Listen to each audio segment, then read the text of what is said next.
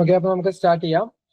അപ്പൊ നമ്മള് ഹാൻഡ് ടൂൾസുമായി ബന്ധപ്പെട്ട കാര്യങ്ങളായിരുന്നു പഠിച്ചിട്ടുണ്ടായിരുന്നത്. കഴിഞ്ഞ കുറെ ക്ലാസ്സുകളിലായിട്ട് ഹാൻഡ് ടൂൾസുമായി ബന്ധപ്പെട്ട കാര്യങ്ങളായിരുന്നു നമ്മൾ പഠിച്ചിട്ടുണ്ടായിരുന്നത്. അതുമായി ബന്ധപ്പെട്ട ഒരു ക്വസ്റ്റ്യൻ ഡിസ്കഷൻ സെഷനാണ് നമ്മളിന്ന് വെച്ചിരിക്കുന്നത്. പഠിക്കുന്നതോട് കൂടിയിട്ട് നമുക്ക് ഈ ഒരു ഭാഗത്തു നിന്ന് വരുന്ന ഏതൊരു ക്വസ്റ്റ്യൻസും എന്ത് ചെയ്യാൻ സാധിക്കണം, കൃത്യമായിട്ട് എഴുതുവാൻ സാധിക്കണം. അതാണ് നമ്മുടെ ലക്ഷ്യം. ഓക്കെ, അപ്പോൾ ശ്രദ്ധിക്കുക, നമ്മുടെ ഈ ഹാൻഡ് ടൂൾസിൽ ആദ്യഘട്ടം എന്ന് പറയുന്നത് എന്താണ്? ആദ്യഘട്ടം എന്ന് പറയുന്നത് നമ്മുടെ മാർക്കിംഗ് ടൂൾസുമായി ബന്ധപ്പെട്ട കാര്യങ്ങളാണ്. നമ്മുടെ പഞ്ചും സ്ക്രൈബറും അടങ്ങിയ മാർക്കിംഗ് ടൂളുമായി ബന്ധപ്പെട്ട കാര്യങ്ങളാണ് ആദ്യഘട്ടത്തിൽ നമുക്ക് പഠിക്കാനുള്ളത്. അപ്പൊ നമുക്ക് ആ ഒരു ഭാഗം വെച്ചുകൊണ്ട് തന്നെ തുടങ്ങാം. മാർക്കിംഗ് ടൂൾസ് പഠിക്കുന്നതിന് മുമ്പ് ഞാൻ പഠിപ്പിച്ചിരുന്നതാണ് ഇതിന്റെ ഓർമ്മ. എന്താണ് മാർക്കിംഗ് മെറ്റീരിയൽസ്? മാർക്കിംഗ് മെറ്റീരിയൽസ് ആ ഭാഗം കൂടി ഒന്ന് പറയണം. മാർക്കിംഗ് മെറ്റീരിയൽസ്, മാർക്കിംഗ് മീഡിയ അല്ലെങ്കിൽ മാർക്കിംഗ് മെറ്റീരിയൽസ്, അത് പറഞ്ഞാൽ നമുക്ക് സ്ക്രൈബറും പഞ്ചും ഒക്കെ തുടങ്ങിയ മാർക്കിംഗ് ടൂളുകളെ കുറിച്ച് പറയാൻ പറ്റുള്ളൂ. അപ്പൊ ഞാനൊന്ന് ജസ്റ്റ് എക്സ്പ്ലെയിൻ ചെയ്യാം, ശ്രദ്ധിക്കുക. അപ്പോൾ നമ്മൾ തുടങ്ങുകയാണ്. നമ്മളൊരു വർക്ക് പീസ് ഉണ്ട് അല്ലെ? നിങ്ങൾ എല്ലാവരും കോളേജിൽ പഠിക്കുമ്പോൾ ഒരു വർക്ക് പീസ് ഉണ്ട്. ഈ വർക്ക് പീസിന്റെ മുകളില് നമ്മൾ ലൈനുകൾ മാർക്ക് ചെയ്യും. ആ ലൈനുകൾ മാർക്ക് ചെയ്യുന്നതിന് വേണ്ടിയിട്ടാണ് നമ്മൾ എന്ത് ഉപയോഗിക്കുന്നത്? സ്ക്രൈബർ എന്ന് പറയുന്ന ടൂൾ ഉപയോഗിക്കുന്നത്. സ്ക്രൈബർ എന്ന് പറയുന്ന ടൂൾ നമ്മൾ ഉപയോഗിക്കുന്നത്. അപ്പോൾ നോക്കിയേ, നമ്മളൊരു വർക്ക് പീസിന്റെ മുകളിൽ ലൈനുകൾ മാർക്ക് ചെയ്യുന്നതിന് മുമ്പ് ആ ലൈനുകൾ കൃത്യമായിട്ട് കാണുന്നതിന് വേണ്ടി, ആ ലൈനുകൾ കൃത്യമായിട്ട് വിസിബിൾ ആവുന്നതിന് വേണ്ടിയിട്ട് നമ്മൾ എന്ത് ഉപയോഗിക്കാറുണ്ട്? നിങ്ങൾ വർക്ക്ഷോപ്പിൽ വർക്ക് ചെയ്യുമ്പോൾ എന്ത് ഉപയോഗിക്കാറുണ്ട്? മാർക്കിംഗ് മീഡിയം, ചോക്ക് പൊടിയൊക്കെ ഉപയോഗിക്കാറുണ്ട്. ചോക്ക് പൊടിയോ? യെസ്, ചോക്ക് പൊടിയോ അല്ലെങ്കിൽ അത്തരത്തിൽ എന്തെങ്കിലും ഒരു മാർക്കിംഗ് മീഡിയം നമ്മൾ ഉപയോഗിക്കും അല്ലെ? മാർക്കിംഗ് മീഡിയം നമ്മൾ ഉപയോഗിക്കും. അപ്പോൾ അത്തരത്തിലുള്ള മാർക്കിംഗ് മീഡിയയെ കുറിച്ച് കൂടി നമ്മൾ പഠിക്കേണ്ടതുണ്ട്. ആ ഭാഗത്തുനിന്ന് കൂടി ക്വസ്റ്റ്യൻസ് വരാനുള്ള സാധ്യത മുന്നിൽ കണ്ടുകൊണ്ട് തന്നെ നമ്മൾ പറയുന്നു, മാർക്കിംഗ് മീഡിയ ഫയൽഡ് ആയിട്ടുള്ള മെഷീൻ ഫിനിഷ്ഡ് ആയിട്ടുള്ള സർഫസുകളിൽ ഏത് തരം മാർക്കിംഗ് മീഡിയ ആണ് ഉപയോഗിക്കുക എന്ന് ചോദിച്ചു കഴിഞ്ഞാൽ നമുക്ക് നോക്കാം. റഫ് സർഫസ്, റഫ് സർഫസ് ആണ് എന്ന് കരുതാം. സാധാരണ ഒരു റഫ് സർഫസ്, ഒരു വർക്ക് പീസിന്റെ ഒരു റഫ് സർഫസ് ആണ് എന്നുണ്ടെങ്കിൽ അത്തരം റഫ് സർഫസുകളിൽ നേരത്തെ ആള് പറഞ്ഞ പോലെ വൈറ്റ് വാഷ് അല്ലെങ്കിൽ ചോക്കപ്പൊടി പോലെയുള്ള മാർക്കിംഗ് മീഡിയ, സാധാരണ ചോക്കപ്പൊടി വെള്ളത്തിൽ കലക്കിയിട്ട് തേക്കാം. അല്ലെങ്കിൽ അത്തരത്തിലുള്ള റഫ് സർഫസുകളിൽ ചാക്ക് പൗഡർ, ചോക്കിന്റെ പൊടിയാണ് നമ്മൾ മാർക്കിംഗ് മീഡിയം ആയിട്ട് ഉപയോഗിക്കുന്നത്. അപ്പൊ റഫ് സർഫസുകൾ ഉപയോഗിക്കുന്ന മാർക്കിംഗ് മീഡിയ ഏതാണെന്ന് ചോദിച്ചാൽ അത് എന്താണ്? നമ്മളെ വൈറ്റ് വാഷ് ആണ് എന്ന് പഠിച്ചു വെക്കുക. അങ്ങനെയാണെങ്കിൽ ഈ ഒരു ക്വസ്റ്റ്യൻ ഉത്തരം ഒന്ന് കാണാൻ പറ്റുമോ നോക്കി? എന്താ ഉത്തരം? ആർക്കെങ്കിലും അറിയാമെങ്കിൽ ഞാൻ ക്ലാസ്സിൽ പറഞ്ഞതാണ് ഇതിന്റെ ഓർമ്മ. ഇല്ലെങ്കിൽ നമുക്ക് ഇപ്പൊ നോക്കാം, റിവിഷൻ പ്ലസ് ക്വസ്റ്റ്യൻ ഡിസ്കഷൻ ആക്കാം. പറഞ്ഞേ. മെഷീൻ പർഷ്യൻ ബ്ലൂം ഉപയോഗിക്കാറുണ്ട്, സെല്ലുലോസ് ലാക്കറും ഉപയോഗിക്കാറുണ്ട്. ബോത്ത് എ ആൻഡ് ബി ആണ് ഇതിന്റെ ഉത്തരം വരുന്നത്. ബോത്ത് എ ആൻഡ് ബി ആണ് ഇതിന്റെ ഉത്തരം വരുന്നത്. പർഷ്യൻ ബ്ലൂം ഉപയോഗിക്കാറുണ്ട്, സെല്ലുലോസ് ലാക്കറും എവിടെ ഉപയോഗിക്കാറുണ്ട്? പർഷ്യൻ ബ്ലൂം ഉപയോഗിക്കാറുണ്ട്, കോപ്പർ സൾഫേറ്റ് ഉപയോഗിക്കാറുണ്ട്. Both A and B. Persian blue ഉപയോഗിക്കാറുണ്ട്, കോപ്പർ സൾഫേറ്റും ഉപയോഗിക്കാറുണ്ട്. പർഷ്യൻ ബ്ലൂവും കോപ്പർ സൾഫേറ്റും എവിടെ ഉപയോഗിക്കുന്നു? മെഷീൻ ഫിനിഷ്ഡ് ആയിട്ടുള്ള അല്ലെങ്കിൽ ഫയൽഡ് ആയിട്ടുള്ള സർഫസുകൾ ഉപയോഗിക്കുന്നതായിട്ട് പറയുന്നുണ്ട്. നമുക്ക് നോക്കാം എന്താണതെന്ന്. നമ്മളൊരു നീലപ്പൊടി, സാധാരണ ഉജാല പോലെയൊക്കെയുള്ള ഒരു നീലപ്പൊടി, ഇത് നമ്മൾ എന്ത് ചെയ്യുന്നു?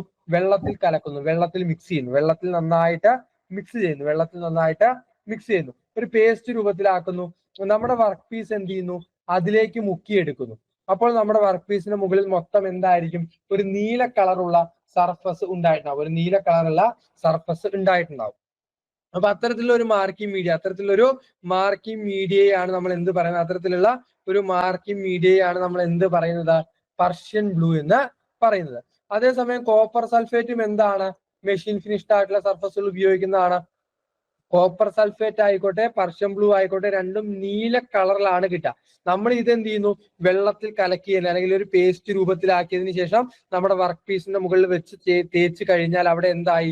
ഒരു നീല കളറുള്ള സർഫസ് അവിടെ ക്രിയേറ്റ് ആയി.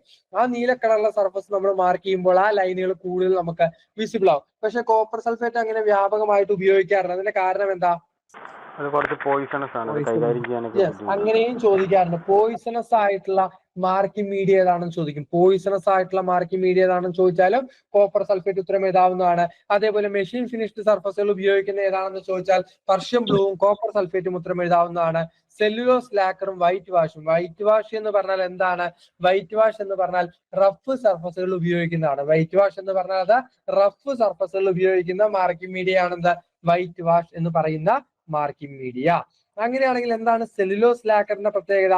സെല്ലുലോസ് ലാക്കർ എന്ന് പറഞ്ഞാൽ വാർണിഷ്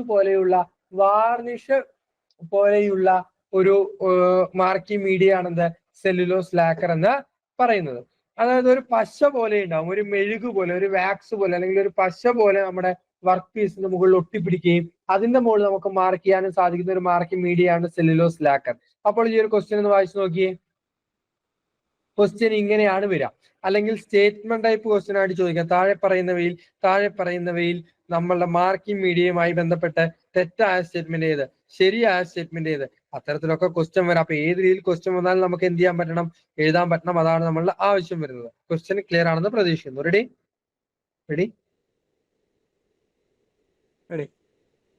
ക്ലിയർ ആണോ? റെഡി? ഓക്കെ. അപ്പൊ 4 തരം marking media. Rough surface,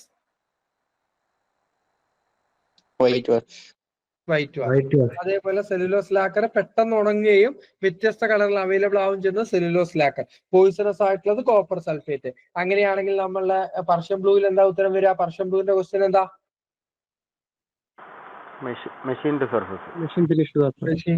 machine finished ആയിട്ടുള്ള സർഫസുകൾ. ഓക്കെ, അതൊക്കെ സിമ്പിൾ ആയിട്ടുള്ള കാര്യങ്ങളാണ്, ഓർമ്മയിൽ വെക്കുക. അതേപോലെ കണ്ടോ, റഫ് സർഫസുകൾ ഉപയോഗിക്കുന്ന ഏതായിരുന്നു ക്വസ്റ്റ്യൻ? റഫ് സർഫസുകൾ ഉപയോഗിക്കുന്നത് വൈറ്റ് വാഷ് ആണ്. ഓപ്ഷൻ സി വൈറ്റ് വാഷ് ആണ് ഉത്തരം വരുന്നത്. അങ്ങനെയാണെങ്കിൽ ഇനി നമുക്കറിയാം, നമുക്ക് ഏറ്റവും കൂടുതലായിട്ട് ഉപയോഗിക്കുന്ന 2 തരം മാർക്കിംഗ് ടൂൾസ് ആണ്, ഒന്ന് സ്ക്രൈബറും ഒന്ന് പഞ്ചും. സ്ക്രൈബറിന് നമുക്കറിയാം, സ്ക്രൈബർ എന്ന് പറയുന്ന മെറ്റീരിയൽ, സ്ക്രൈബർ ആണെങ്കിലും പഞ്ചാണെങ്കിലും ഒക്കെ നിർമ്മിച്ചിരിക്കുന്നത് എന്തുകൊണ്ടായിരിക്കും? സ്ക്രൈബറും പഞ്ചും ഒക്കെ നിർമ്മിച്ചിരിക്കുന്നത് എന്തുകൊണ്ടായിരിക്കും? ടൂൾ സ്റ്റീൽ ആണ്. ഹൈ കാർബൺ സ്റ്റീൽ കൊണ്ടാണ് നമ്മൾ എന്ത് നിർമ്മിച്ചിട്ടുള്ളത്? നമ്മുടെ സ്ക്രൈബറും അതേപോലെ പഞ്ചും കാര്യങ്ങളൊക്കെ നിർമ്മിച്ചിട്ടുള്ളത്. ഏതൊരു ടൂള് പഠിക്കുകയാണെങ്കിലും അതിന്റെ മെറ്റീരിയൽ പഠിക്കണമെന്ന് പറയുന്ന പോലെ തന്നെ കട്ടിംഗ് ടൂളുകളെ കുറിച്ച്, അല്ലെങ്കിൽ ഷാർപ്പായിട്ടുള്ള മൂർച്ചയേറിയ ടൂളുകളെ കുറിച്ച് പഠിക്കുമ്പോൾ അവിടെ നിർബന്ധമായിട്ടും പഠിച്ചിരിക്കേണ്ട ഒരു കാര്യമാണ് പോയിന്റ് ആംഗിൾ. സ്ക്രൈബറിന്റെ പോയിന്റ് ആംഗിൾ എത്രയാണ് പറയാറുള്ളത്? സ്ക്രൈബറിന്റെ പോയിന്റ് ആംഗിൾ എത്രയാണ്? 12 ഡിഗ്രി ആയിരുന്നു. സ്ക്രൈബറിന്റെ പോയിന്റ് ആംഗിൾ എത്രയാ പറയുന്നത്? സ്ക്രൈബറിന്റെ യെസ് എത്രയാ പറഞ്ഞ? ഒരാൾ പറഞ്ഞു എത്രയാ പറയുന്നത്? 12 യെസ്, 12 ഡിഗ്രി മുതൽ 15 ഡിഗ്രി വരെ. 12 to 15 എന്നാ പറയാ. 12 to 15 എന്നാണ് പറയാ. 12 to 15 ഡിഗ്രിയാണ് സ്ക്രൈബറിന്റെ പോയിന്റ് ആംഗിൾ പറയുന്നത്. സ്ക്രൈബർ നിർമ്മിച്ചിരിക്കുന്ന മെറ്റീരിയൽ ചോദിച്ചാലോ ഹൈ കാർബൺ സ്റ്റീൽ പറയാവുന്നതാണ്. സ്ക്രൈബറിന്റെ പോയിന്റ് ആംഗിൾ ചോദിച്ചാൽ 12 ഡിഗ്രി മുതൽ 15 ഡിഗ്രി വരെ എന്നും പറയാവുന്നതാണ്. ക്ലിയർ ആണെന്ന് പ്രതീക്ഷിക്കുന്നു. അതേപോലെ തന്നെയാണ് പഞ്ചിന്റെയും കാര്യം. പഞ്ചിന്റെ കേസിൽ നമുക്കറിയാം, പഞ്ച് നിർമ്മിച്ചിരിക്കുന്ന മെറ്റീരിയൽ എന്താണോ സ്ക്രൈബറിന്റെ മെറ്റീരിയലിനോട് സമാനമായിട്ടുള്ള മെറ്റീരിയൽ തന്നെയായിരിക്കും നമ്മളെ പഞ്ചുകൾക്കും വേണ്ടിയൊക്കെ ഉപയോഗിക്കുന്നത്. പക്ഷെ പഞ്ചിന്റെ കേസിൽ പോയിന്റ് ആംഗിൾ വ്യത്യാസമുണ്ട്. എങ്ങനെയാ? പ്രിക്ക് പഞ്ചിന് എത്ര ആംഗിൾ വരുന്നത്?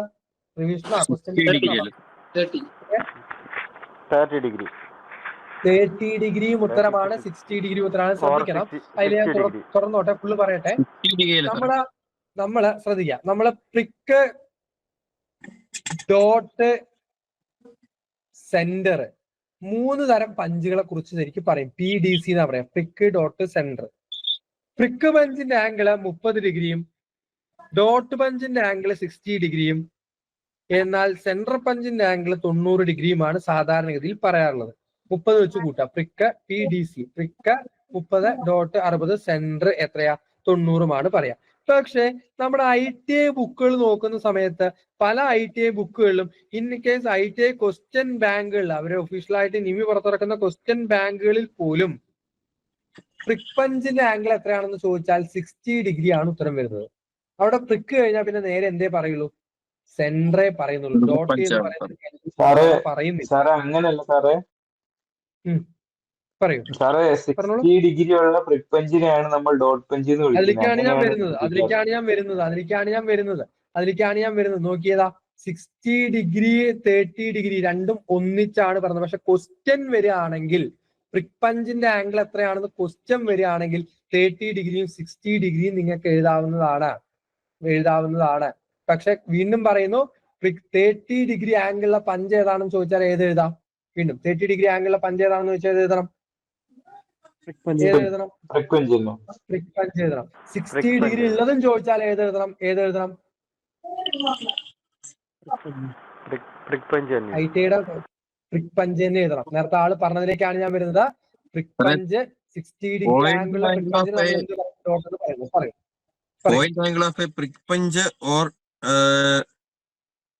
അത് 30 ഡിഗ്രി ഓർ 60 ഡിഗ്രി എന്ന് ഒരു ഓപ്ഷൻ ആയിട്ടുണ്ടല്ലോ സാറേ. അത് രണ്ടും ഞാൻ പറഞ്ഞല്ലോ, പ്രിക് പഞ്ച് സാധാരണഗതിയിൽ 30 ആണ് പറയുക. രണ്ടും വന്നാൽ 30 എഴുതുക. അല്ലെങ്കിൽ ബോത്ത് എ ആൻഡ് ബി എന്ന് ചോദിക്കുക. എയ്തർ എ ഓർ ബി അങ്ങനെ എന്തെങ്കിലും ഉണ്ടെങ്കിൽ അത് എഴുതുക. ഇനി ഇതൊന്നല്ല ഡോട്ട ചോദിക്കുന്നത് 60യും 30യും വന്നാൽ എങ്ങനെ? പ്രിക്ക് എന്ന് മാത്രമേ ഉള്ളൂ. 30 ആണ് ഉത്തരം. വീണ്ടും പറയുന്നത് 30 തന്നെയാണ് ഉത്തരം. ഐടിയുടെ ബുക്കുകളിൽ പറയുന്ന കാര്യമാണ്. നമ്മളൊക്കെ പരീക്ഷയ്ക്ക് പഠിക്കുന്ന സമയത്ത് പ്രീവിയസ് ക്വസ്റ്റ്യൻ പേപ്പേഴ്സ് എടുത്ത് നോക്കിയാൽ 2010 മുതൽക്കൊക്കെയുള്ള പ്രീവിയസ് ക്വസ്റ്റ്യൻ പേപ്പേഴ്സ് എടുത്ത് നോക്കിയാൽ അതിലൊക്കെ ഡോട്ട് പഞ്ചിന് ഒരുപാട് ക്വസ്റ്റ്യൻസ് വന്നിട്ടുണ്ട്. ഇന്നൊരു ഡോട്ട് എന്ന് പറഞ്ഞ PSC തന്നെ 60 ഡിഗ്രി ആംഗിളും പറഞ്ഞിട്ടുണ്ട്. മനസ്സിലാവുന്നുണ്ടോ? അപ്പൊ പ്രിക്ക് എന്ന് മാത്രം പറയുകയാണെങ്കിൽ 30 എഴുതുക. ഓക്കെ. പക്ഷെ 60 ഡിഗ്രി ഉള്ള പഞ്ച് ഏതാണെന്ന് ചോദിച്ചാൽ പ്രിക്ക് എഴുതണം. അതിലേക്കാണ് ഞാൻ വരുന്നത്. മനസ്സിലായോ? അതാണ് ആ ഒരു എന്താ പറയാ വ്യത്യാസം. ക്ലിയർ ആണെന്ന് പ്രതീക്ഷിക്കുന്നു. അത് ഞാൻ പറഞ്ഞല്ലോ, ക്വസ്റ്റ്യൻ ഹാളില് നമ്മളെപ്പോഴും പറയും, ക്വസ്റ്റ്യൻ വരുന്ന സമയത്ത് എക്സാം ഹാളില് നമ്മളും ക്വസ്റ്റ്യൻ പേപ്പറും ഉള്ളത്, നമ്മുടെ മുന്നിൽ ക്വസ്റ്റ്യൻ പേപ്പർ മാത്രമല്ല. അപ്പൊ അതിനനുസരിച്ച് നമ്മൾ അതിന് കൃത്യമായിട്ടുള്ള ഉത്തരം കണ്ടുപിടിക്കേണ്ടിയിരിക്കുന്നു. അപ്പൊ കാര്യങ്ങൾ വളരെ കൃത്യമായിട്ട് പഠിച്ചു വയ്ക്കുക. ഏത് രീതിയിൽ ക്വസ്റ്റ്യൻ വന്നാലും നമുക്ക് എഴുതുവാൻ സാധിക്കണം. ഓക്കെ, ക്ലിയർ ആണെന്ന് പ്രതീക്ഷിക്കുന്നു. പിന്നെ എല്ലാവർക്കും അറിയാം എന്താ, പിന്നുകളെയൊക്കെ അടിച്ച് പുറത്തെടുക്കുന്നതിന് വേണ്ടി ഉപയോഗിക്കുന്ന പഞ്ച് പഠിക്കുമ്പോൾ ഒക്കെ പഠിക്കണം. ഈ 3 പഞ്ച് മാത്രമല്ല. ഓക്കെ, പിൻ പഞ്ചിന്റെ ഡയമീറ്ററും കാര്യങ്ങളൊക്കെ ഒന്ന് പഠിച്ചു വെക്കുക. ലെങ്ത് സാധാരണ എല്ലാ പഞ്ചുകളും ഒരു 150 mm വരെയൊക്കെയാണ് ലെങ്ത് സാധാരണഗതിയിൽ പറയാറുള്ളത്. അതിൽ ശ്രദ്ധിക്കേണ്ടത് പഞ്ചുകളുടെ ഉപയോഗം പഠിക്കണം. പഞ്ചുകളുടെ ഉപയോഗം എന്ന് പറഞ്ഞ 3 പഞ്ചുകളുടെ ഉപയോഗം എന്ന് പറഞ്ഞേ.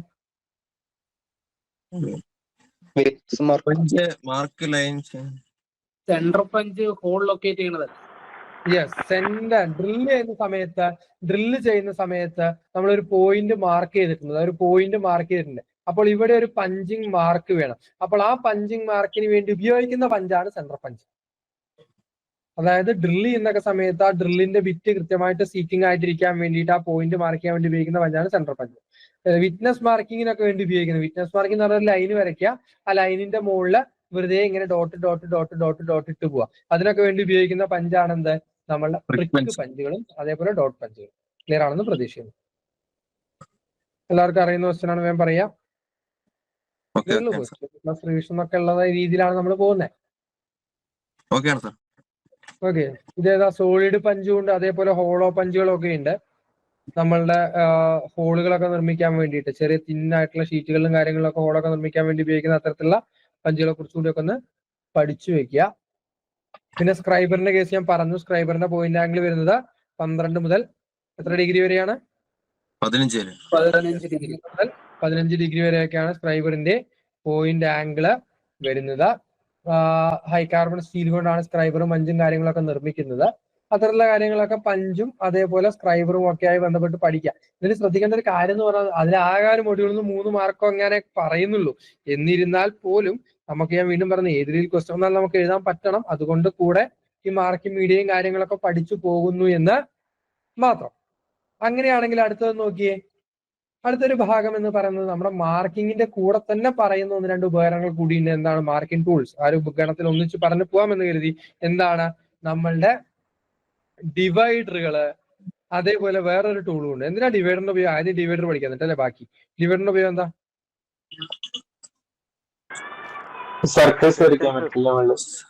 സർക്കിളും ആർക്കും വരയ്ക്കാൻ ഉപയോഗിക്കാം. പിന്നെന്താ സംഭവം? മെഷർമെന്റ് എടുക്കാൻ പറ്റുമോ? ലെങ്ത് മാർക്ക് ട്രാൻസ്ഫർ ചെയ്യാം. യെസ്, ട്രാൻസ്ഫർ ചെയ്യാൻ. അതാണ് കറക്റ്റ്. ട്രാൻസ്ഫർ ചെയ്യാൻ. 2 പോയിന്റുകൾ നമുക്ക് അളന്നെടുത്തു. ആ അളന്നിട്ടുള്ള അളവ് വീണ്ടും ഇങ്ങനെ ട്രാൻസ്ഫർ ചെയ്ത് മറ്റുള്ള സ്ഥലങ്ങളിലേക്ക് ഇങ്ങനെ വെച്ച് പോകാൻ വേണ്ടിയിട്ട് എന്ത് ഉപയോഗിക്കാം? സ്ക്രൈബർ ഉപയോഗിക്കാം. ഡിവൈഡറുകൾ ഉപയോഗിക്കാം. അതിന് വേണ്ടിയിട്ട് എന്ത് ഉപയോഗിക്കാം? ഡിവൈഡറുകൾ ഉപയോഗിക്കാം. അപ്പോൾ വേറൊരു സംശയം വരും അവിടെ. ഡിവൈഡറിന്റെ കേസിൽ ഡിവൈഡറുകളുടെ ഉപയോഗം സർക്കിളുകളും ആർക്കുകളും വരയ്ക്കാൻ വേണ്ടി ഉപയോഗിക്കാം. നമ്മുടെ സൈസ് അല്ലെങ്കിൽ ഡിസ്റ്റൻസ് അല്ലെങ്കിൽ ഇത്തരത്തിലുള്ള ലൈനുകൾക്കിടയിലുള്ള ഗ്യാപ്പ് വീണ്ടും വീണ്ടും ഇങ്ങനെ സ്റ്റെപ്പ് ചെയ്ത് ഇങ്ങനെ മാറ്റി മാറ്റി വെക്കാനൊക്കെ എന്ത് ഉപയോഗിക്കാം? ഡിവൈഡറുകൾ ഉപയോഗിക്കാം. അത്രയും ഓക്കെയാണ്. ഡിവൈഡറുകളുടെ കേസിൽ പ്രത്യേകം ശ്രദ്ധിക്കേണ്ട ഒരു കാര്യമുണ്ട്. സ്ഥിരമായി പരീക്ഷയ്ക്ക് ചോദിക്കുന്ന ഒരു ക്വസ്റ്റൻ ആണ്. IT നിലവാരത്തിലുള്ള ക്വസ്റ്റ്യൻ പേപ്പറിൽ സ്ഥിരമായി ചോദിക്കുന്ന ഒരു ക്വസ്റ്റൻ ആണ്. ക്ലാസ് കണ്ടവർക്ക് അറിയാം എന്താ സിമ്പിൾ ആയിട്ടുള്ള കാര്യമാണ്. എന്താ വേഗം പറഞ്ഞേ. നമുക്കൊരു ഡിവൈഡർ മേടിക്കണം കടയിൽ പോയിട്ട്.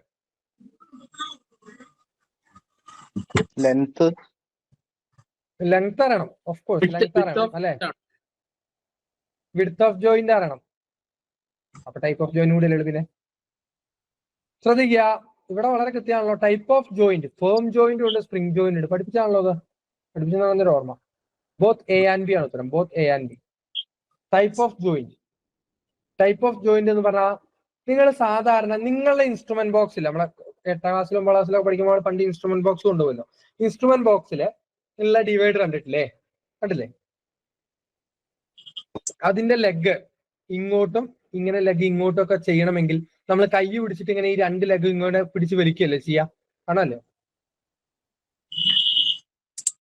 അല്ലേ? ആണ് സാർ. അതെ. ഇനി ഈ ഒരു ഡിവൈഡർ, ഇത് ഡിവൈഡർ അല്ല, ഈ ഒരു ഡിവൈഡർ പോലുള്ള ഒരു സാധനത്തിന്റെ കേസ് നോക്കി. ഇവിടെ ഒരു സ്ക്രൂ കൊടുത്തിട്ടുണ്ട്.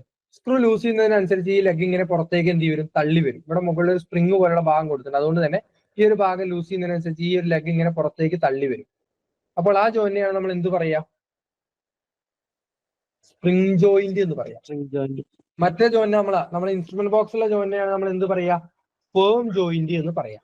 അപ്പൊ ഡിവൈഡറുകളെ സ്പെസിഫൈ ആണെങ്കിൽ ലെങ്ത്തും അറിയണം, അതേപോലെ എന്തും അറിയണം?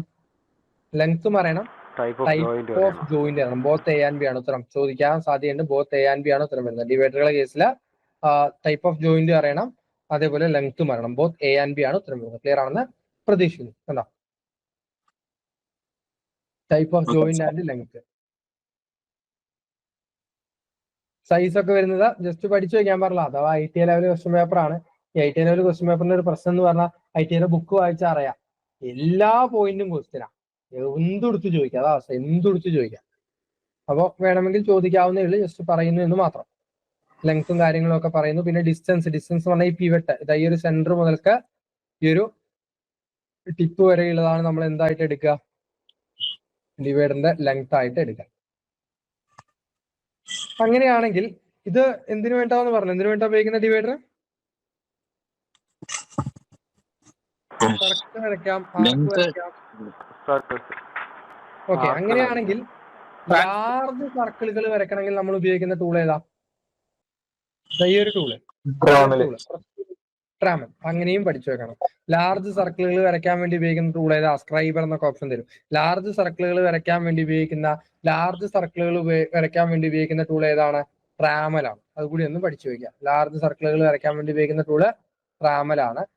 അതേപോലെ നമ്മള് ഈ ഒരു ഭാഗത്തിന് ജസ്റ്റ് പറയുന്ന ഒരു കാര്യം പെട്ടെന്ന് പറഞ്ഞു പോകുന്നു മാത്രം. ഇൻസൈഡ് കാലിപ്പറും ഔട്ട്സൈഡ് കാലിപ്പറും അതേപോലെ ജെന്നി കാലിപ്പറും ഒരു പക്ഷേ ക്വസ്റ്റ്യൻ വന്നാലും ജസ്റ്റ് ഒന്ന് ടൂൾസിന്റെ കേസിൽ പറഞ്ഞ് പോകുന്നു എന്ന് മാത്രം. എന്താണ് ഇൻസൈഡ് കാലിപ്പർ, എന്താണ് ഔട്ട്സൈഡ് കാലിപ്പർ? ചിത്രത്തിൽ വളരെ കൃത്യമാണ്. ഒന്ന്, ഇന്റേണൽ മെഷർമെന്റ് എടുക്കാൻ വേണ്ടിയിട്ട് ഉപയോഗിക്കുന്നത്. ഇപ്പൊ അതേപോലെ സ്ലോട്ടിന്റെ ഉള്ളിലെ വീതി, പൈപ്പിന്റെ ഉള്ളിലെ ഡയമീറ്റർ, അതേപോലെ ഉള്ള ഉൾഭാഗത്തെ അളവ് എടുക്കാൻ വേണ്ടി ഉപയോഗിക്കുന്ന ഉപകരണങ്ങളെയാണ് ഇൻസൈഡ് കാലിപ്പർ എന്ന് പറയുന്നത്.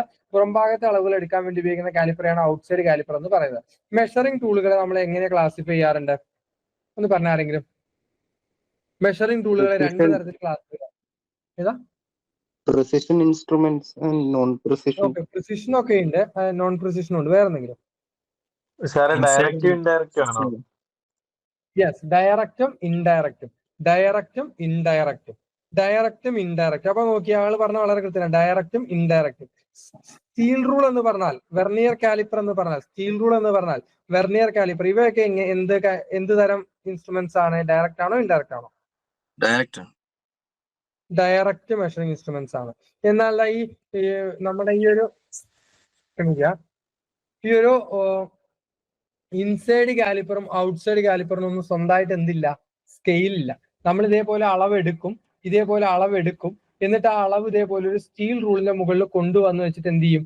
എത്രയാണ് എന്ന് നോക്കിയെടുക്കും. അപ്പോൾ ഇതെന്ത് ഇൻസൈഡ് കാലിപ്പർ ആയിക്കോട്ടെ ഔട്ട്സൈഡ് കാലിപ്പർ ആയിക്കോട്ടെ, അത് മെഷർ ചെയ്യണമെന്നുണ്ടെങ്കിൽ അവിടെ എന്തിന്റെ സഹായം കൂടി വേണം? എന്തിന്റെ സഹായം കൂടി വേണം? ഒരു സ്റ്റീൽ റൂളിന്റെ സഹായം കൂടി വേണം അല്ലേ?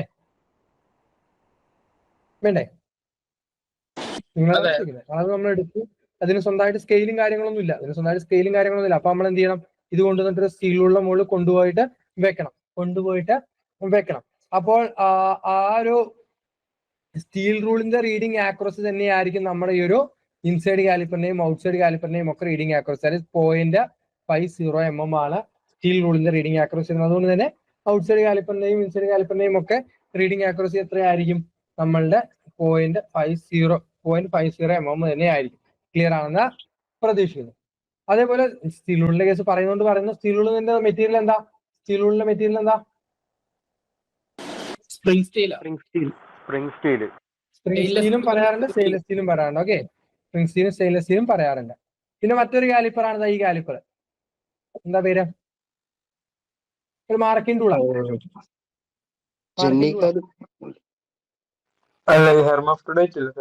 Caliper, odd leg caliper, hermaphrodite caliper, jenny caliper, മൂന്നും ഒന്ന് തന്നെയാണ്. ഓഡിലക് കാലിപ്പർ എന്ന് പറയുന്ന പേരാണ് ഹെർമാഫോഡേറ്റ് കാലിപ്പർ എന്ന് പറയുന്ന പേരാണ് jenny caliper. Hermaphrodite, odd leg, leg and point, jenny caliper ഇതൊക്കെ ഒന്നാണ്. ഞാൻ പറഞ്ഞല്ലോ, ഒരു മാർക്കിംഗ് ടൂളാണ്. മാർക്കിംഗ് ടൂൾ നമ്മൾ പഞ്ചും സ്ക്രൈബറും ഒക്കെ പഠിച്ചല്ലോ.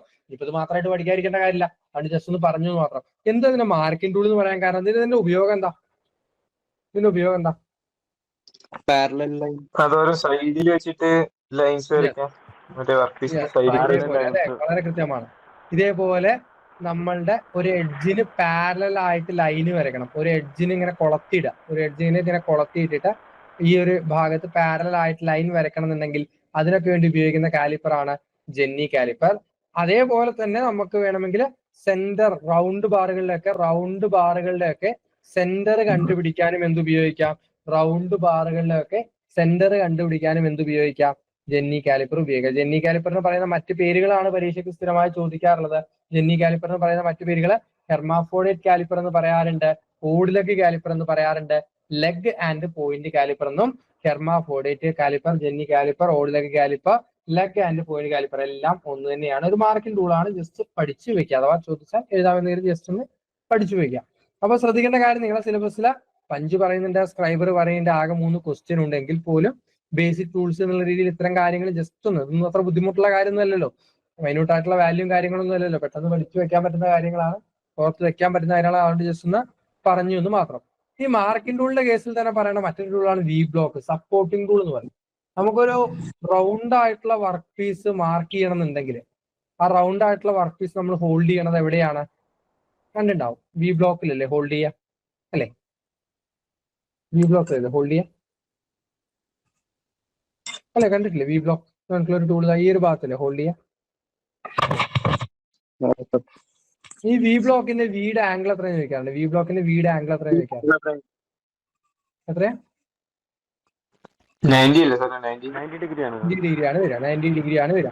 അതേപോലെ തന്നെ വി ബ്ലോക്കുകളുടെ കേസിൽ ഇത് സ്ഥിരമായി ചോദിക്കുന്ന ഒരു ക്വസ്റ്റ്യൻ. അഥവാ ഒന്ന് മാറി ചോദിച്ചാലും കരുതി മാത്രം പറയുന്നത്. സ്ഥിരമായി ചോദിക്കുന്ന ചോദിച്ചാൽ വി ബ്ലോക്കുകളെ എങ്ങനെയാണ് പറയുക? സിമ്പിൾ ഉത്തരം ഓൾ ഓഫ് ദീസ് ആണ്. ഇനി ഒന്ന് വായിച്ച് എന്തൊക്കെ സംഭവങ്ങളൊന്നും വായിച്ചേ. ലെങ്ത് വേണം, maximum and minimum diameter of the work piece capable being clamped. ഞാൻ പറഞ്ഞു നേരത്തെ, റൗണ്ട് ആയിട്ടുള്ള വസ്തുക്കൾ ഹോൾഡ് ചെയ്യാൻ വേണ്ടിയിട്ടാണ്, ഹോൾഡ് ചെയ്തിട്ട് അതിൽ വരയ്ക്കാൻ വേണ്ടിയിട്ടാണ് എന്ത് ഉപയോഗിക്കുന്നത്? വി ബ്ലോക്ക് ഉപയോഗിക്കുന്നത്. പിന്നെ ഗ്രേഡും ഉണ്ട്. ഗ്രേഡ് എന്താണെന്ന് നമുക്ക് പിന്നീട് പഠിക്കാം. ആണ് ഇത്ര ക്ലിയർ ആണെന്ന് പ്രതീക്ഷിക്കുന്നു. ഇപ്പൊ പഠിക്കാം, പറഞ്ഞിട്ടുണ്ടായിരുന്നില്ല, ഇപ്പൊ പഠിക്കാം. Just revision plus question. അതുകൊണ്ട് ഓൾ ഓഫ് ദീസ് ഉത്തരമാണ്, ക്ലിയർ ആണെന്ന് പ്രതീക്ഷിക്കുന്നു. റെഡി? വായിച്ചു നോക്കാം. ഹലോ കേൾക്കുന്നില്ലേ? 90 ഡിഗ്രിയാണ്. അതേപോലെ തന്നെ ഗ്രേഡ് എ, ഗ്രേഡ് ബി. ഇതൊന്നും അത്ര ഡെപ്ത് ആയിട്ടൊന്നും പോകേണ്ട കാര്യം. ഫിറ്റർ പരീക്ഷകളിലൊക്കെയാണ് ഇത്ര ഗ്രേഡ് ഒക്കെ വെച്ചിട്ടുള്ള ക്വസ്റ്റ്യൻസോ കണ്ടില്ലെങ്കിലും ഞാൻ പറഞ്ഞല്ലോ, അത് ബോണസ് അത്രേ ഉള്ളൂ. എന്തായാലും ഫിറ്റർ ഇതിലൊക്കെ എഴുതുന്നവർ കുറെ ആൾക്കാർ ഫിറ്ററും എല്ലാം ഒന്ന് ചെയ്യുന്നവർ തന്നെ ആയിരിക്കും. ഗ്രേഡ് എയും ഉണ്ട്, ഗ്രേഡ് ബിയും ഉണ്ട്. ഗ്രേഡ് ബി വി ബ്ലോക്ക് എന്ന് പറഞ്ഞാൽ കൂടുതൽ ആക്യുറേറ്റ് ആയിരിക്കും, സൈസ് കുറവായിരിക്കും. 100 mm വരെ ലെങ്ത്തിൽ മാത്രമേ കിട്ടുള്ളൂ. എന്നാൽ ഗ്രേഡ് ബി എന്ന് പറഞ്ഞാൽ അത്ര ആക്യുറേറ്റ് ഒന്നുമല്ല, നീളം കൂടുതൽ കിട്ടും, 300 mm വരെ നീളത്തിൽ കിട്ടും. ഗ്രേഡ് എ വി ബ്ലോക്കുകൾ ഹൈ ക്വാളിറ്റി സ്റ്റീൽ കൊണ്ടും ഗ്രേഡ് ബി വി ബ്ലോക്കുകൾ ക്ലോസ്ലി ഗ്രൈൻഡ് കാസ്റ്റൻ കൊണ്ടും ഒക്കെയാണ് നിർമ്മിക്കുക. ജസ്റ്റ് ഞാൻ പറഞ്ഞു, അത്ര ഇമ്പോർട്ടൻ്റ് ഒന്നുമല്ല. ഫിറ്റർ പോലുള്ള പരീക്ഷകളിലൊക്കെയാണ് ഇത്രയും ഡെപ്ത് ആയിട്ടുള്ള ക്വസ്റ്റ്യൻസോ കണ്ടിട്ടുള്ളൂ. എന്നാലും ജസ്റ്റ് ഒന്ന് പഠിച്ചു വെക്കുക. ഗ്രേഡ് എ വി ബ്ലോക്കുകൾ എന്തുകൊണ്ടാ? ആക്യുറേറ്റ് ആയിരിക്കും ഹൈലി. നിർമ്മിച്ചിരിക്കുന്ന material high quality steel. High quality steel. മറ്റേത് ക്ലോസ്ലി ഗ്രൈൻഡ് കാസ്റ്റ്. മാർക്കിങ്ങിന്റെ കൂടെ തന്നെ പറയണ മറ്റൊരു ടൂളാണെന്ത്? Marking table. മാർക്കിംഗ് ടേബിളും നിർമ്മിച്ചിരിക്കുന്ന മെറ്റീരിയൽ ചോദിക്കാറുണ്ട്. എന്തുകൊണ്ടാണ് നിർമ്മിച്ചിട്ടുണ്ടാവുക? കാസ്റ്റൈൻ കൊണ്ട് നിർമ്മിക്കാറുണ്ട്, ഗ്രാനൈറ്റ് നിർമ്മിക്കാറുണ്ട്. ബോത്ത് ANB വളരെ സ്മൂത്ത് ആയിട്ടുള്ള സർഫസ് ആവണമെന്നേ ഉള്ളൂ. വളരെ സ്മൂത്ത് ആയിട്ടുള്ള സർഫസ് ആവണമെന്നേ ഉള്ളൂ. അതുകൊണ്ട് തന്നെ മാർക്കിംഗ് ടേബിളുകള് കാസ്റ്റൈൻ കൊണ്ടും നിർമ്മിക്കാറുണ്ട്, ഗ്രാനൈറ്റ് കൊണ്ട് നിർമ്മിക്കാറുണ്ട്. അപ്പൊ ഉത്തരം ബോത്ത് ANB ആണ് പറയുക. അതാണ് എഴുതിയിട്ടുള്ളത്. Made of cast iron or granite, various സൈസിൽ അവൈലബിൾ ആണ്. Reference surface for marking on work piece എന്ന് പറയുന്നത് പഠിക്കണേ.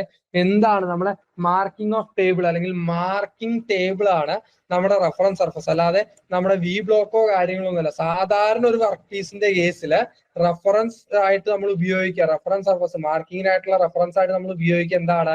മാർക്കിംഗ് ഓഫ് ടേബിൾ തന്നെയാണ്. ക്ലിയർ ആണെന്ന് പ്രതീക്ഷിക്കുന്നു. ഇതിന് ഉത്തരം എന്താ? ITI level question paper question bank ചെയ്തവർക്കറിയാം. ഡിസ്റ്റോർഷൻ വരാതിരിക്കല്ലേ? ഡിസ്ട്രോഷന്റെ കേസാണ് ഉത്തരം വരുന്നത്. ഡിസ്ട്രോഷൻ നശീകരണം എന്നുള്ള അർത്ഥം. പെട്ടെന്ന് കേടുവരാതിരിക്കാനൊക്കെ വേണ്ടിയിട്ടാണ് കാസ്റ്റൈൻ കൊണ്ട് നിർമ്മിക്കുന്നത് എന്നാണ് പറയുന്നത്. സർഫസ് പ്ലേറ്റ് മാർക്കിംഗ് ഓഫ് ടേബിളും ഒക്കെ ഏതാണ്ട് ഒരു ഉപയോഗം തന്നെയാണ്. സർഫസ് വളരെ ഫ്ലാറ്റ് ആയിരിക്കും, ഇതിന്റെ മുകളിൽ വെച്ചിട്ട് മാർക്ക് ചെയ്യാനും സാധനങ്ങളൊക്കെ പറ്റും. ക്ലിയർ ആണെന്ന് പ്രതീക്ഷിക്കുന്നു. അതേപോലെ ആംഗിൾ പ്ലേറ്റ് ഒരു ഇങ്ങനെ വർക്ക് പീസിനൊക്കെ ഹോൾഡ് ചെയ്തിട്ട് മാർക്ക് ചെയ്യാനൊക്കെ വേണ്ടിയിട്ടാണ് ആംഗിൾ പ്ലേറ്റുകൾ ഉപയോഗിക്കുന്നത്. വർക്ക് പീസിനെ ഹോൾഡ് ചെയ്യാൻ വേണ്ടി ഉപയോഗിക്കുന്ന ഒരു ഉപകരണം. നമുക്ക് വൈസ് പഠിക്കാണ്ടല്ലോ, അപ്പൊ വൈസിന്റെ കേസിലും നോക്കാം. അതേപോലെ തന്നെ നമ്മുടെ ഈ ഒരു എന്താ പറയുക, മാർക്കിംഗ് ടൂളുകളുടെ കേസിലും വെച്ചിട്ട് വേണമെങ്കിൽ രണ്ട് ഭാഗത്തുനിന്നും ക്വസ്റ്റ്യൻ വരാം. ആംഗിൾ പ്ലേറ്റുകൾ ഇതേപോലെ സ്ലോട്ടുകൾ കൊടുക്കാറുണ്ട്. എന്തിനു വേണ്ടിയിട്ടാ സ്ലോട്ടുകൾ കൊടുക്കാറുണ്ട്? എന്തിനു വേണ്ടിട്ടാ ഈ സ്ലോട്ടുകൾ? ജോബ് ക്ലാമ്പിങ്ങിനൊക്കെ വേണ്ടിയിട്ടാണ് ആംഗിൾ പ്ലേറ്റുകൾ എന്ത് കൊടുക്കുന്നത്? അത്തരത്തിൽ സ്ലോട്ടുകളും കാര്യങ്ങളും ഒക്കെ കൊടുക്കുന്നത്. അതാണ് എഴുതിയിട്ടുള്ളത്. ക്ലോസ്ലി ഗ്രൈൻഡ് കാസ്റ്റൈൻ കൊണ്ടോ സ്റ്റീൽ കൊണ്ടൊക്കെ നിർമ്മിച്ചിരിക്കുന്നു. ക്ലോസ്ലി ഗ്രൈൻഡ് കാസ്റ്റൈൻ കൊണ്ടോ സ്റ്റീൽ കൊണ്ടൊക്കെ നിർമ്മിച്ചിട്ടുണ്ട്. നമ്മളെ വർക്ക് പീസിനെ കൃത്യമായിട്ട് പിടിക്കാനൊക്കെ വേണ്ടിയിട്ട് ഉപയോഗിക്കുന്നു. ഇത്രയും ഓക്കെ ആണെന്ന് പ്രതീക്ഷിക്കുന്നു. ഇനി നിങ്ങളുടെ സിലബസിൽ ഉള്ള ഭാഗം, ഏറ്റവും ഇമ്പോർട്ടന്റ് ആയിട്ടുള്ള സിലബസിൽ പറയുന്ന ഭാഗം, ഉറപ്പായിട്ടും ഒരു ക്വസ്റ്റ്യൻ ഉണ്ടാകുമെന്ന് യാതൊരു തർക്കവുമില്ലാതെ പറയാൻ പറ്റുന്ന ഒരു ഭാഗം, ബെഞ്ച് വൈസ് അല്ലെങ്കിൽ വർക്ക് ഹോൾഡിംഗ് ഡിവൈസ് എന്ന് പറയുന്ന ഒരു ഭാഗം. വർക്ക് ഹോൾഡിംഗ് ഡിവൈസ് അഥവാ ബെഞ്ച് വൈസ് എന്ന് പറയുന്ന ഒരു ഭാഗം. ബെഞ്ച് വൈസ് നമുക്കറിയാം, ബെഞ്ച് വൈസിൽ ഓരോ ഭാഗങ്ങളും പഠിക്കണം. ബെഞ്ച് വൈസിൽ ഓരോ ഭാഗങ്ങളും ക്വസ്റ്റ്യൻ ആണ്. പറഞ്ഞോളൂ. ബോക്സിനായിട്ട് നിർമ്മിച്ചിരിക്കുന്നത് ഫോസ്ഫറസ് ബ്രോൺസ്. ബെഞ്ച് വൈസിന് പറയുന്ന മറ്റൊരു പേര് എഞ്ചിനീയേഴ്സ് വൈസ്. ബെഞ്ച് വൈസുകളെ സ്പെസിഫൈ ചെയ്യുന്നത് വിഡ്ത്ത് ഓഫ് ജോബ്. ഒക്കെ ഉൾപ്പെടുത്തിയിട്ട് ഒരു സ്റ്റേറ്റ്മെന്റ് ടൈപ്പ് ക്വസ്റ്റ്യൻ ചോദിക്കാം. അത്രേ ഉള്ളൂ. നമ്മുടെ പുതിയ തലമുറ രീതിയിൽ പുതിയ ക്വസ്റ്റ്യൻ പാറ്റേൺ അനുസരിച്ച് സ്റ്റേറ്റ്മെന്റ് ടൈപ്പ് ക്വസ്റ്റ്യനും കാര്യങ്ങളൊക്കെ വരും. അതെന്ന് പറഞ്ഞാല് വായിക്കുമ്പോൾ കുറെ കൺഫ്യൂഷൻ ഉണ്ടെങ്കിൽ സംഭവം സിമ്പിളാ. എല്ലാം നമുക്ക് അറിയുന്ന കാര്യങ്ങളായിരിക്കും. ജസ്റ്റ് ഒരു 2 വട്ടം വായിച്ചാൽ തന്നെ ഉത്തരം കണ്ടുപിടിക്കാൻ പറ്റും. ബെഞ്ച് വൈസുമായി ബന്ധപ്പെട്ട് താഴെ പറയുന്ന സ്റ്റേറ്റ്മെന്റിൽ ശരിയായ ഹലോ 2 വട്ടം വായിക്കുമ്പോഴേക്ക് സമയം പോകില്ല സാർ. സമയം പോവില്ല. നിങ്ങൾക്കൊക്കെ എങ്ങനെ ഈ സമയം പോകാറാണ്? എനിക്കൊക്കെ ഈ 1.5 മണിക്കൂറിനായിട്ട് എനിക്കൊക്കെ പരീക്ഷ ഹാളിൽ ഇരുന്ന് ബോറടിക്കുക ചെയ്യുന്നത്. ഒക്കെ അറിയുന്നോണ്ടെന്നല്ല, നമുക്കൊക്കെ എങ്ങനെ ഈ സമയം പോകും എനിക്ക് മനസ്സിലാവുന്നില്ല. സാവധാനം നമുക്ക് അറിയുന്നതൊക്കെ എന്തോ ഓരോരുത്തർക്ക് ഓരോ രീതി ഉണ്ടാവും. അതിനുള്ള ഏക വഴി എന്ന് പറഞ്ഞാൽ, ഞാൻ കണ്ടുപിടിക്കുന്ന ഏക വഴി എന്ന് പറഞ്ഞാൽ മാക്സിമം ക്വസ്റ്റ്യൻസ് വർക്ക്ഔട്ട് ചെയ്യുക. നമ്മൾ ഈ ഓൺലൈനിൽ നിങ്ങൾക്ക് ഇത് കിട്ടും, എന്താ പറയുക, OMR പേപ്പറൊക്കെ വാങ്ങിക്കാൻ കിട്ടും. അതൊക്കെ വെച്ചിട്ട് എന്ത് ചെയ്യുക, ബബിൾ ചെയ്തിട്ടൊക്കെ പ്രാക്ടീസ് ചെയ്യുക. അങ്ങനെയൊക്കെ തന്നെ ചെയ്യാൻ പറ്റുള്ളൂ. സമയം കിട്ടുന്നൊക്കെയോ, എനിക്കൊക്കെ സമയം കൂടിയിട്ടാ പ്രശ്നം. പോട്ടെ. ബോക്സിനായിട്ട് നിർമ്മിച്ചിരിക്കുന്നത് എന്തുകൊണ്ടാണ്? ഫോസ്ഫറസ് ബ്രോൺസ് കൊണ്ടാണെന്ന് പറഞ്ഞു. അപ്പൊ പറഞ്ഞ ഗ്രേ കാസ്റ്റൻ കൊണ്ട് എന്താ നിർമ്മിച്ചിട്ടുണ്ടാവുക? മൂവബിൾ ജോ, ബോഡി, ഫിക്സഡ് ജോ. ബോഡിയും കാര്യങ്ങളൊക്കെ ഗ്രേ കാസ്റ്റൻ കൊണ്ടാവും നിർമ്മിച്ചിട്ടുണ്ടാവുക. ഈ ജോ പ്ലേറ്റും ജോ പീസും ഒക്കെ എന്തുകൊണ്ടാണ് നിർമ്മിച്ചിട്ടുണ്ടാവുക? Tool steel. ഓക്കെ. പിന്നെ ഹാൻഡിലും അതേപോലെ ഈ സ്പിൻഡിലും ഒക്കെ നിർമ്മിച്ചിട്ടുണ്ടാവുക മൈൽഡ് സ്റ്റീൽ. കഴിഞ്ഞു. മാനുഫാക്ചർ ഓഫ് ബെഞ്ച് വൈസ് മൊത്തത്തിൽ നിർമ്മിച്ചിരിക്കുന്ന മെറ്റീരിയൽ ചോദിക്കുകയാണെങ്കിൽ എന്താ? കാസ്റ്റൈൻ ആണ് ഉത്തരം വരിക. ഓക്കെ, കാസ്റ്റൈൻ ആണ് ഉത്തരം വരിക. ബെഞ്ച് വൈസുകളെ സ്പെസിഫൈ ചെയ്യുന്നു. പോട്ടെ, വിഡ്ത്ത് ഓഫ് ജോ അതൊക്കെ സ്ഥിരം ചോദിക്കുന്ന ക്വസ്റ്റൻ ആണ്. വിഡ്ത്ത് ഓഫ് ജോ ആണ് വരുന്നത്. ബെഞ്ച് വൈസുകളെ ഒരു വർക്കിംഗ് പ്രിൻസിപ്പിൾ ചോദിക്കാറ്. ബെഞ്ച് വൈസുകളെ വർക്കിംഗ് പ്രിൻസിപ്പിൾ എന്താ? നട്ട് ആൻഡ് ബോൾട്ട് മെക്കാനിസം എന്നാട്ടോ പറയാം. Nut and bolt mechanism. ഒരു നട്ടും ഉണ്ടാവും, ഒരു ബോൾട്ടും ഉണ്ടാവും. Nut and bolt mechanism, rack and pinion, അങ്ങനെയൊക്കെ ക്വസ്റ്റ്യൻ ഉണ്ടാവും. നട്ട് ആൻഡ് ബോൾട്ട് മെക്കാനിസം ആണ് എന്തിന് വരുന്നത്? ബെഞ്ച് വൈസുകളെ ഒരു വർക്കിംഗ് പ്രിൻസിപ്പിൾ ആയിട്ട് വരുന്നത്. പിന്നെ മെറ്റീരിയൽ ഓൾറെഡി നമ്മൾ പറഞ്ഞു കഴിഞ്ഞു. ഫിക്സഡ് ജോയും മൂവബിൾ ജോയും ജോ പ്ലേറ്റും സ്പിൻഡിലും ഹാൻഡിലും ബോക്സ് നട്ട് ഓൾറെഡി നമ്മൾ പറഞ്ഞു കഴിഞ്ഞ കാര്യം റിപ്പീറ്റ് ചെയ്യുന്നില്ല. ഇത് ഈ വൈസാണ് ക്വസ്റ്റ്യൻ. ഈ വൈസ് എന്താ? ചെറിയ സ്ക്രൂ റിവറ്റും കീ ഒക്കെ പിടിക്കാൻ വേണ്ടി ഉപയോഗിക്കുന്ന വൈസ് എന്ന് ചോദിച്ചാൽ എന്താ? Hand vice. ഹാൻഡ് വൈസ് ആണ്. പിൻ വൈസിന്റെ ഉത്തരം എന്താ? അപ്പോ പിൻ വൈസ് Round ആയിട്ടുള്ള ചെറിയ അതിന് കൃത്യമായിട്ടുള്ള ഇംഗ്ലീഷ് ഒരു ടേം എടുത്തിട്ട് small diameter small diameter job എന്ന് തന്നെ ചോദിക്കുകയാണ്. സ്മോൾ ഡയമീറ്റർ ജോബ് എന്ന് തന്നെ ചോദിക്കുകയാണ്. അങ്ങനെയാണെങ്കിൽ ഏത് വയസ്സായിരിക്കും? സ്മോൾ ഡയമീറ്റർ ജോബ് എന്ന് തന്നെ ചോദിക്കുകയാണ്. അങ്ങനെയാണെങ്കിൽ ഏത് വയസ്സായിരിക്കും? പിൻ വയസ്സായിരിക്കും ഉത്തരം വരിക. പിൻ വയസ്സായിരിക്കും ഉത്തരം വരിക. അതേപോലെ മറ്റൊരു വയസ്സ് നോക്കിയാൽ ഏത് വയസ്സാ? Leg vice. Leg vice. Leg vice ആണ് എന്താ? ഏത് വർക്ക്ഷോപ്പിൽ ഉപയോഗിക്കുന്നത്? അങ്ങനെ ചോദിക്കാറുണ്ട്. ലെഗ് വൈസ് എവിടെ ഉപയോഗിക്കുന്നത്? ലിറ്റിലൊക്കെ ഉപയോഗിക്കുന്നത് സാറേ. ഫോർജിങ് ഷോപ്പുകളിൽ അല്ലെ? ഫോർജിങ് ഷോപ്പുകളിലൊക്കെ ഉപയോഗിക്കുന്ന വൈസ് ഏതാണെന്ന് ചോദിച്ചാൽ അത് ലെഗ് വൈസ് ആണ്. ലെഗ് വൈസിന്റെ കേസിൽ മാത്രം ഒരു പ്രത്യേകത ഉണ്ട്. ലെഗ് വൈസ് നിർമ്മിച്ചിരിക്കുന്ന മെറ്റീരിയൽ എന്താണ്? ലെഗ് വൈസ് നിർമ്മിച്ചിരിക്കുന്ന മെറ്റീരിയൽ എന്താണ്? Mild steel. അതിന്റെ കാരണം എന്താണ്? അത് ഹെവി ഹാമറിംഗ്. യെസ്, ഹാമറിംഗ് ഒക്കെ വരുന്ന സമയത്ത് പൊട്ടിപ്പോവാൻ സാധ്യതയുണ്ട്. അതുകൊണ്ട് തന്നെ നമ്മളുടെ ഈ ലെഗ് വൈസ് മാത്രം നിർമ്മിച്ചിരിക്കുന്നത് എന്തുകൊണ്ടാണ്? നമ്മൾ ഇത്തരത്തിലുള്ള മൈൽഡ് സ്റ്റീൽ പോലുള്ള മെറ്റീരിയൽ കൊണ്ടാണ്. ഓക്കെ, ക്യുക്ക് ലീസിംഗ് വൈസ് എന്ന് പറഞ്ഞാൽ നമുക്കറിയാം. ക്യുക്ക് ലീസിംഗ് വൈസ് എന്ന് പറഞ്ഞാൽ മൂവബിൾ ജോയുടെ ഓപ്പണിങ് ഒരു ട്രിഗർ ഉപയോഗിച്ച് കൺട്രോൾ ചെയ്യുന്ന വൈസുകളെയാണ് എന്ത് പറയുന്നത്? ക്യുക്ക് റിലീസിംഗ് വൈസ് എന്ന് പറയുന്നത്. ഓക്കെ, ക്യുക്ക് റിലീസിംഗ് വൈസ് എന്ന് പറയുന്നത്. പിന്നെ പൈപ്പ് വൈസ് നമുക്കറിയാം റൗണ്ട് ആയിട്ടുള്ള സെക്ഷൻസ് മെറ്റൽ എന്നാണ് പറയുന്നത്. അതായത് പൈപ്പുകൾ, അതേപോലെ വലിയ ട്യൂബുകളൊക്കെ പിടിക്കാൻ വേണ്ടി പൈപ്പ് വൈസില് ഒരു 4 പോയിന്റിലാണ് വർക്ക് പീസും കാര്യങ്ങളും ഒക്കെ വരുന്നത്. ഓക്കെ, മറ്റൊരു വൈസ് ഓൾറെഡി നമ്മൾ പറഞ്ഞു കഴിഞ്ഞു, hand vice. Okay, hand vice already പറഞ്ഞു കഴിഞ്ഞു. പിൻ വൈസും പറഞ്ഞു കഴിഞ്ഞു. സർഫസ് പ്ലേറ്റുകളുടെ മുകളില്, അതേപോലെ ഈ മെഷീനുകളുടെ ഒക്കെ മുകളിലൊക്കെ നമ്മൾ ഉപയോഗിക്കുന്ന ഒരു വൈസാണ് ടൂൾ മേക്കേഴ്സ് വൈസ് എന്ന് പറയുന്ന ഒരു vice. Okay, leg vice already നമ്മൾ പറഞ്ഞു. നമ്മളുടെ ഹാമറിങ്ങുമായി ബന്ധപ്പെട്ട് മൈൽഡ് സ്റ്റീലുമായി ബന്ധപ്പെട്ടുള്ള കാര്യങ്ങളൊക്കെ, മൈൽഡ് സ്റ്റീലുമായി മെറ്റീരിയലാണ് ഉപയോഗിക്കുന്നത്.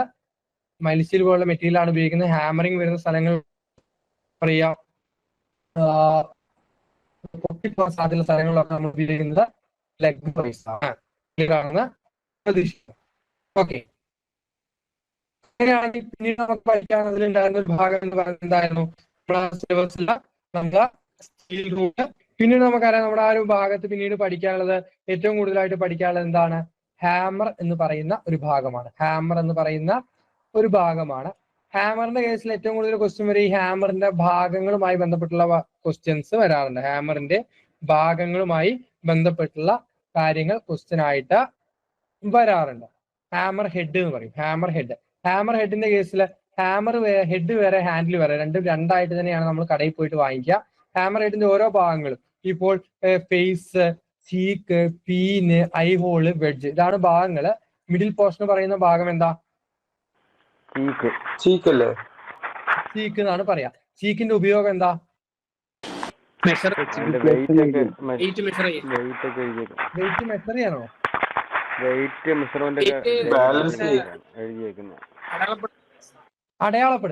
അടയാളപ്പെടുത്താൻ, സ്റ്റാമ്പ് ചെയ്യാൻ.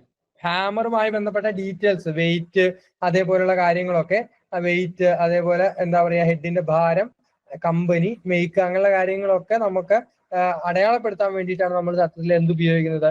ചീക്ക് എന്ന് പറയുന്ന ഭാഗം ഉപയോഗിക്കാറുള്ളത്. വെഡ്ജ് നമുക്കറിയാം, ഹാൻഡില് ലൂസ് ആവാതിരിക്കാൻ വേണ്ടി ഉപയോഗിക്കുന്നതാണ് എന്ത്? നമ്മളുടെ വെഡ്ജ് എന്ന് പറയുന്ന ഭാഗം. സ്പെഷ്യൽ ആയിട്ടുള്ള പർപ്പസുകൾക്കൊക്കെ വേണ്ടി ഉപയോഗിക്കുന്നതാണ് നമ്മളുടെ പീൻ എന്ന് പറയുന്ന ഭാഗം. ഇതാണ് ആ ക്വസ്റ്റ്യൻ. ക്വസ്റ്റ്യൻ ഇങ്ങനെ വരാറുണ്ട്. ക്ലിയർ ആണെന്ന് പ്രതീക്ഷിക്കുന്നു. ക്ലിയർ ആണെന്ന് പ്രതീക്ഷിക്കുന്നു. ക്ലിയർ ആണ്. ചീക്കാണ് ഉത്തരം. ചീക്കാണ് ഉത്തരം വരാം. ഓക്കെ. ഹാമറിന്റെ ഭാഗങ്ങൾ ഫേസ്, പീന്, ചീക്ക്, ഐഹോള്, വെഡ്ജ്. അതിൽ ഓരോന്നും അറിയാം. ഫേസ് ജനറൽ ആയിട്ടുള്ള എല്ലാ സ്ട്രൈക്കിംഗ് പർപ്പസുകൾക്കും ഫേസ് ഉപയോഗിക്കും. സ്പെഷ്യൽ ആയിട്ടുള്ള പർപ്പസുകൾക്ക് പീൻ ഉപയോഗിക്കും. പിന്നെ വെഡ്ജും ഐഹോളും ചീക്കും ഉണ്ട്. ചീക്കിന്റെ ഉപയോഗം നമ്മൾ ഓൾറെഡി പറഞ്ഞു കഴിഞ്ഞു. ഐഹോൾ നമുക്ക് ഹാൻഡിൽ ഇൻസേർട്ട് ചെയ്യാൻ വേണ്ടി, വെഡ്ജ് അതിനെ ടൈറ്റ് ചെയ്ത് നിർത്തുവാൻ വേണ്ടി ഉപയോഗിക്കുന്നു. പിന്നെ സ്ഥിരമായി ചോദിക്കുന്ന ഒരു ക്വസ്റ്റ്യൻ ആണ്. എന്താണെന്ന് പറഞ്ഞേ മൈക്ക് ഓൺ ആക്കിയിട്ട്. സ്ലൈറ്റ്ലി കോൺവെക്സിറ്റി കൊടുക്കുന്നത് avoid digging of the edge. Digging of edge, അതായത് ഇവിടെ ചെറിയൊരു ഇങ്ങനെ കർവ് പോലെ ചെറിയൊരു കോൺവെക്സ് ഷേപ്പ് കൊടുത്തിട്ടുണ്ടായിരിക്കും. എന്തിനു വേണ്ട വെച്ചാൽ നമ്മൾ ഈ ഹാമർ ഉപയോഗിച്ച് അടിക്കുന്ന സമയത്ത് ലൈറ്റ് ആയിട്ടുള്ള മെറ്റൽ പാർട്സ് ഒക്കെ ആണെന്നുണ്ടെങ്കിൽ അവിടെ ഒരു എഡ്ജ് ഇങ്ങോട്ട് കുഴിഞ്ഞു പോകുന്ന അവസ്ഥയുണ്ടാവും. എഡ്ജ് കുഴിഞ്ഞു പോകുന്ന, ഡിഗിങ് എന്ന് പറയാം, കുഴിഞ്ഞു പോകുന്ന അവസ്ഥയുണ്ടാവും. ആ കുഴിഞ്ഞു പോകുന്ന അവസ്ഥ ഒഴിവാക്കാൻ വേണ്ടിയിട്ടാണ് ഇത് ഉപയോഗിക്കുന്നത്. നമ്മൾ ചെറിയൊരു കോൺവെക്സിറ്റി ഫേസിലേക്ക് കൊടുത്തതായിട്ട് കാണുന്നത്. പഠിപ്പിച്ചതാണ്. പിന്നെ പീന് എന്ന് പറഞ്ഞാൽ എല്ലാവർക്കും അറിയാം. പീൻ എന്ന് പറഞ്ഞാൽ നമ്മുടെ ജനറൽ ആയിട്ടുള്ള സ്ട്രൈക്കിംഗ് പർപ്പസുകൾക്ക് ഫേസ് ആണ് ഉപയോഗിക്കുന്നുണ്ടെങ്കിൽ സ്പെഷ്യൽ ആയിട്ടുള്ള ഫോമിംഗ് എന്നാ പറയാ, ഫോമിംഗ് വർക്കുകൾക്കൊക്കെ, സ്പെഷ്യൽ ആയിട്ടുള്ള ഫോമിംഗ് വർക്കുകൾക്കൊക്കെ ഉപയോഗിക്കുന്നത് പീനി എന്ന് പറയുന്ന ഭാഗമായിരിക്കും. ആ പീന് പറഞ്ഞ കേസിന് ഞാൻ പറഞ്ഞിരുന്ന എന്റെ ഒരു ഓർമ്മ, സാധാരണഗതിയിൽ ഉപയോഗിക്കുന്ന ഹാമർ ഏതാണ്? ജനറൽ പർപ്പസുകൾക്ക് ഉപയോഗിക്കുന്ന ഹാമർ ഏതാ? ഏത് ടൈപ്പ് ഹാമറാ? സ്ലഡ്ജ് ഹാമർ ആണ് സർ. സ്ലഡ്ജ് ആണോ? ബോൾ പീൻ ഹാമർ ആണ്. വർക്ക്ഷോപ്പില് ജനറൽ പർപ്പസുകൾക്കൊക്കെ ഉപയോഗിക്കുന്നത് ബോൾ പീൻ ഹാമർ ആണ്. ബോൾ പീൻ ഹാമർ ആകുമ്പോൾ ഇവിടെ ബോളും ഉണ്ടാവും, ഇവിടെ സാധാരണ ഫേസും ഉണ്ടാവും. അപ്പൊ അത്തരത്തിലുള്ള ബോൾ പീൻ ഹാമറുകളെ തന്നെയാണ് നമ്മൾ എന്തൊരു ക്ലാസിഫിക്കേഷനിൽ പെടുത്താറുള്ളത്? എഞ്ചിനീയേഴ്സ് ഹാമർ എന്നുള്ള ഒരൊറ്റ ക്ലാസിഫിക്കേഷനിൽ പെടുത്താറുള്ളത്. ജനറൽ ആയിട്ട് ഉപയോഗിക്കുന്ന ഹാമർ എന്നുള്ളൊരു ഗണത്തിൽ പറയുന്നു. അതിന്റെ വെയിറ്റും കാര്യങ്ങളും പറയാറുണ്ട്. എഞ്ചിനീയേഴ്സ് ഹാമർ എന്ന് പറഞ്ഞാൽ നമ്മളെ സാധാരണ വർക്ക്ഷോപ്പിൽ ഉപയോഗിക്കുന്ന ഹാമറുകളെയാണ് എഞ്ചിനീയേഴ്സ് ഹാമർ എന്ന് പറയുന്ന ഒരു ക്ലാസിഫിക്കേഷനിൽ പെടുത്തുന്നത്. നമുക്കറിയാം, നമ്മുടെ ഹാമറിന്റെ ഉപയോഗം വർക്ക്ഷോപ്പിൽ മാത്രം ഒതുങ്ങി നിൽക്കുന്ന ഒന്നല്ല. ഇപ്പൊ പുറത്തുപോയ ആളുകൾ പാറ പൊട്ടിക്കാനും, അതല്ല ഇനിയിപ്പോ ഒരു ബിൽഡിങ്ങിലെ സ്ലാബ് പൊട്ടിക്കാനും ഒക്കെ നമുക്ക് എന്ത് ഉപയോഗിക്കാം? ഹാമർ ഉപയോഗിക്കാം. പക്ഷെ എഞ്ചിനീയേഴ്സ് ഹാമറിന്റെ ഭാരം ഒരു 125 ഗ്രാം മുതൽ 1.5 ഗ്രാം വരെയൊക്കെയാണ് എഞ്ചിനീയേഴ്സ് ഹാമറിന്റെ ഭാരം നമ്മൾ പറയാനുള്ളത്. ചോദിക്കാം, എഞ്ചിനീയേഴ്സ് ഹാമറിന്റെ ഭാരം എത്ര റേഞ്ചിലാണെന്ന് ചോദിച്ചാൽ 125 ഗ്രാം മുതൽ ഒരു 1.5 കിലോഗ്രാം വരെയൊക്കെയാണ് എഞ്ചിനീയേഴ്സ് ഹാമറിന്റെ സ്റ്റാൻഡേർഡ് ഭാരമായിട്ട് പറയുന്നത്. ചീക്കുമായി ബന്ധപ്പെട്ട കാര്യങ്ങൾ പഠിച്ചു. ഹാമറുകളെ സ്പെസിഫൈ ചെയ്യാൻ വേണ്ടി എന്തൊക്കെ വേണം? weight of the head and shape of teeth. Yes, option B, weight of ഹെഡും ആൻഡ് ഷേപ്പ് ഓഫ് പീനും വേണമെന്നും കൂടി ഓർമ്മയിൽ വെക്കുക. അപ്പൊ ഇതാണ് ഹാമറിന്റെ കേസിൽ. ഇനി സ്പെഷ്യൽ ടൈപ്പ് ഹാമർ, ഓരോ തരം ഹാമറിന്റെ കേസ് നോക്കാനുണ്ട്. അതേപോലെ തന്നെ എന്തുണ്ട്, ഓരോ തരം ഹാമറിന്റെ കേസ്, ചിസല്, അതേപോലെ hacksaw blade and frame, file, അങ്ങനെയുള്ള ഒരു കാര്യങ്ങൾ നമുക്ക് ക്വസ്റ്റ്യൻ ഡിസ്കഷനിൽ വരാനുണ്ട്. ഇന്നത്തെ ക്ലാസ് ഞാൻ ഇവിടെ അവസാനിപ്പിക്കാം. കുറച്ച് കാര്യങ്ങൾ, എക്സ്ട്രാ കാര്യങ്ങളൊക്കെ നമ്മൾ അടുത്തൊരു ക്ലാസ്സിലും ആഡ് ചെയ്യുന്നതായിരിക്കും. അപ്പോൾ നമുക്ക് മറ്റൊരു ക്ലാസ്സിൽ കാണാം.